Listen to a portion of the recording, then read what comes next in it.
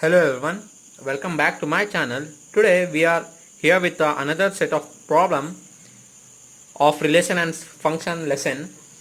This is one of the important problem and this is according to the invertible concept.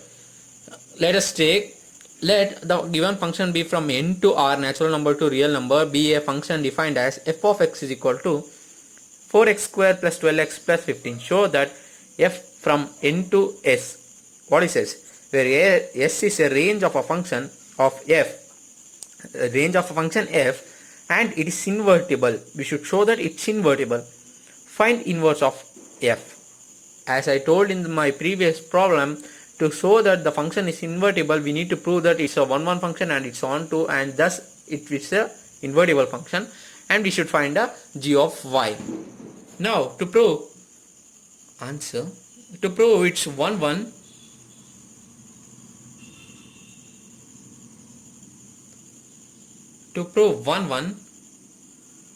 we need to take f of x1 should be equal to f of x2. What's our x1? Our x1 is 4x1 square plus 12x1 plus 15 should be equal to 4x2 square plus 12x2 plus 15. Now 15 cancels. 4x1 square plus 12x1 is equal to 4x2 square plus 12x2. Now take this term to LHS. 4 of x1 square minus x2 square. I took this term to this side, and again 12 of x1 minus x2 equal to 0. Divide the whole term by 4. x1 square minus x2 square plus 3 of x1 minus x2 is equal to 0. Now if you observe closely, this is something like a square minus b square, and you know a square minus b square formula is a plus b into a minus b.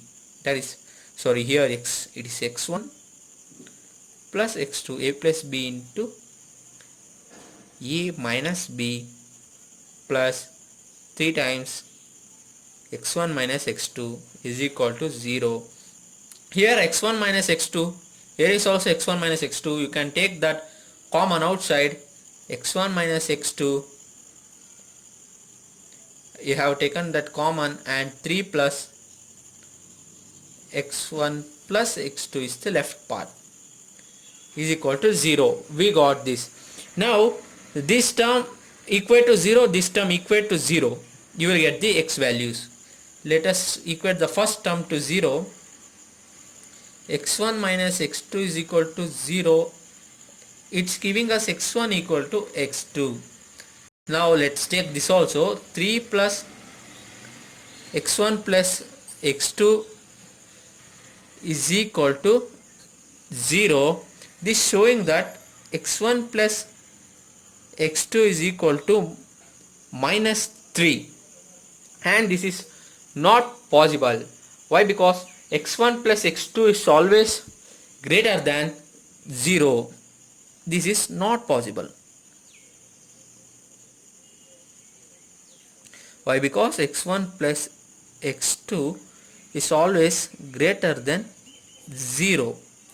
It's from natural domain, and x1 is x2, x1 is equal to x2 is our another obtained answer. Hence this is 1-1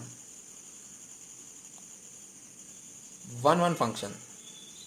Now for onto function, we need to prove that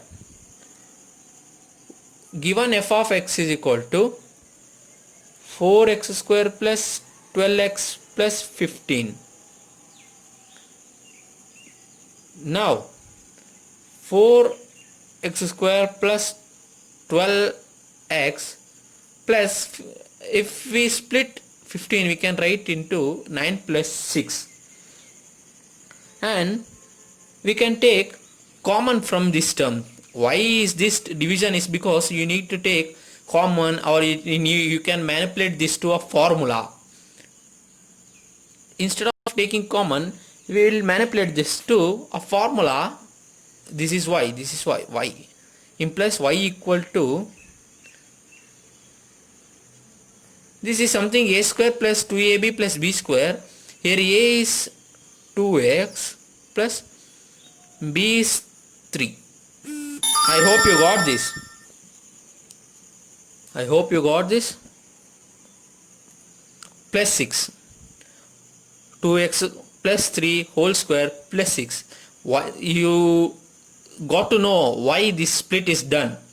Because we need this. So this will simplify the problem to another level. Now we can take y minus 6 equal to 2x plus 3 whole square, and root of y minus 6 is equal to 2x plus 3. We need to find x, that's our intention. And 2x equal to root y minus 6 plus 3, and x equal to root y minus 6 plus 3 divided by 2. We found what is x, and this belongs to n as y is greater than or equal to 6. If y is greater than or equal to 6, then this belongs to natural number. Y should be greater than 6. If y is less than 6, this will not be a natural number from this square root equation. Now we found x, we found 1 is possible. Now what is next? We know that from this we can conclude that f is onto. How? Since we found x from the given condition and this is onto, and we also found that this is 1 1, now we can say that f inverse exists for the given question. We found x from y, we found it is 1 1. Now we can say that since this is 1 1 and onto, we can say f inverse exists. Now we need to find f inverse. As we know, f inverse is nothing but g of y. F inverse is nothing but g of y, and we proved that it exists by proving that onto, and it is 1 1. So what is g of y? G of y is nothing but the same equation, the square root of y minus 6 plus 3 divided by 2. Hence g of y is given by this, and this is our f inverse. G of y is equal to f inverse, and this is our f inverse. We found f inverse, we found it is on 2 and it's on 1, and we said that its f inverse exists for this particular equation. This concludes our problem.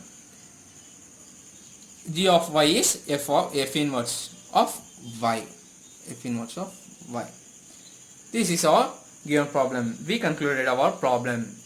Now if is there any doubt for you, then you can bring to our notice via comment section, and if you like the video, please do share, like, subscribe. Thank you.